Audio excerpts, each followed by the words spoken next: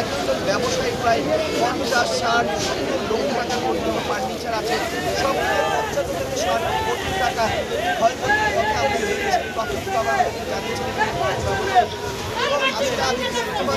কোথায় দিতে হয়েছে সে বিষয়টি এখন আমরা জানতে পারি। তবে আগুন লাগার সাথে সাথে এখানে যারা প্রত্যক্ষদর্শী তারা মাইকে অ্যালাউন্স করেছেন। তারপরে কিন্তু সময়ময়ী সেনবাগ চারটি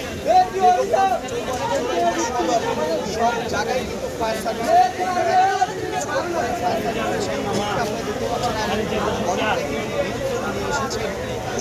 এই ছিল আমার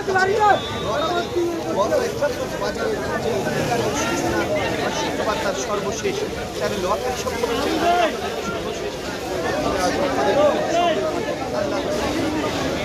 আর অবশ্যই আমাদেরকে আবার খুলে দেওয়ার সুযোগ দিলেন। এরকম কথা এই কারণে